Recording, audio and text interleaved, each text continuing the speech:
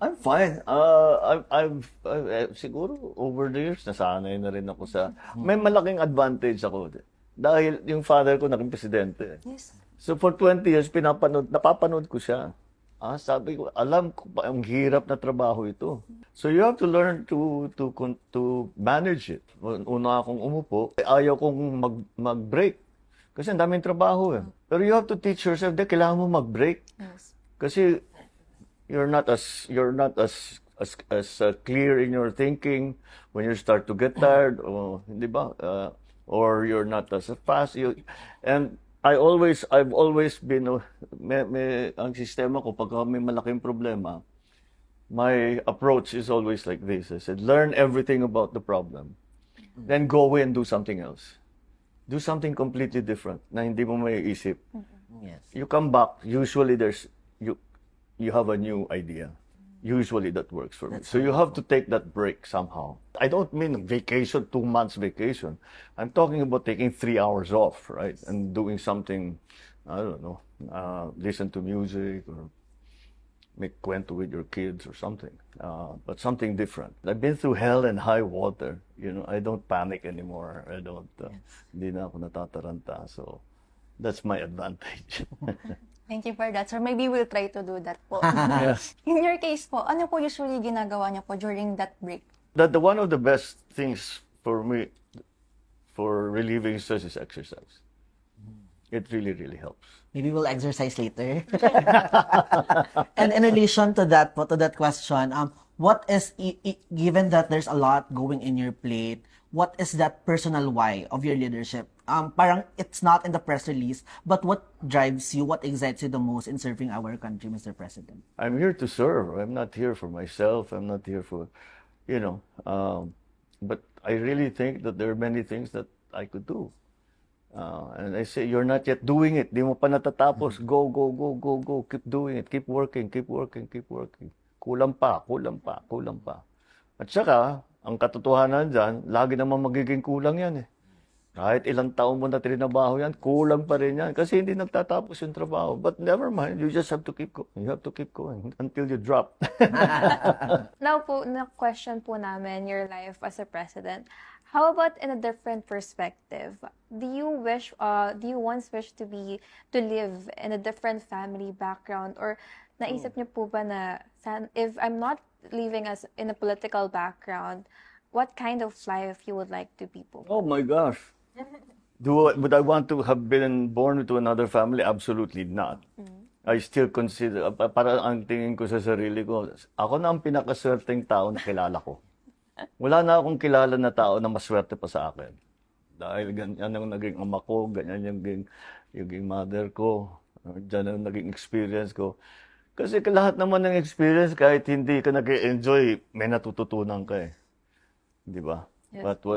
It was Nietzsche, di ba? What doesn't kill you? Pero sir, say if you weren't born po as If I wasn't born in my family, you know what? I'll tell you something. That when I was young, I really did not want to enter politics. At saka medyo nadidismaya na sa akin yung magulang ko. Kasi, akong lalaki, isa akong lalaki.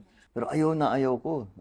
Sabi ko, nakita ko yung magulang ko, ang hirap ng buhay nila, ang daming sakripisyo. Sabi ko, ayoko na yung matahimik lang na buhay. That's why I went to business school. Pero, hindi ganyan ng buhay. Hindi mo ma-predict eh. Kaya dito ako napunta. Not that I regret anything of it. I do not regret one day. Since every public role po requires a sacrifice, what do you think? Or ano po yung sa tingin nyo, yung nilet go po ninyo when you became the president? Nga na-miss nyo po ngayong gawin, na hindi nyo na po nagagawa since naging presidente na po kayo? Tulog. Parang hindi lang presidente yung Mahirap matulog. Mahirap buuhin yung tulog. Dahil, kung minsan matatapos ka ng late, pero kahit na matapos ka ng late, mayroon pang kaunting gagawin, may kailangan kang basahin para mag-ready sa the next day. Tapos dahil marami kang masyadong iniisip, pagka nagising ka, may some noise or something, o kinagat ka ng lamok or whatever. Paggising mo, ang hirap nang bumalik sa tulog kasi papasok na naman sa isip mo yung mga kailangan gawin, yung mga paano kung ganito mangyari, paano kung ganyan magkaplano-plano. How are you naman po as a father? How do you discipline your child or your children? Or how do you be a role model po para sa kanila? That's one thing that I truly believe in, is that you teach by example. Because in my own experience, all the things I learned from my father, hindi yung, upo ka rito, the lesson for today is ganito, ganyan, ganyan, ganyan. Walang ganun. Basta nakikita ko lang yung mga ginagawa niya. Kung minsan magtatanong ako sa kanya, bakit ganun, bakit yan, ba't si ganyan, bakit hindi? Sasagutin naman ako. So, sir, we're talking about your family dynamics po. No? So, I want to ask po, since you are the son of our late President, Ferdinand Marcos Sr. po, is there anything po na you would have done differently from the decisions he made during his term po? We don't do things the same way anymore. You shouldn't be doing the same things as you were doing in 1975 or 1980. This is a different world. And every day, we spend hours with my advisors thinking, think out of the box. Stop thinking the same old way. It doesn't work anymore. My hope, and the reason the structural change is important, is because kahit wala na ako rito, sana yung mga pagbabagong na simula namin o na tumatakbo na, matuloy-tuloy na para hindi na matanggal. Do it in such a way that it will continue, it will even get better, especially if we choose our presidents well. So that's what's behind all of that. I'm curious po, is there anything na tinuro po ng father niyo po sa inyo na you still apply up to now? Whether sa work niyo po as president or personally po? Many things. Dami.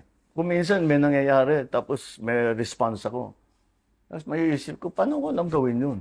Kasi naalala ko na, years ago, nakita ko sa father ko, meron siyang ginawang ganon. At magandang naging resulta.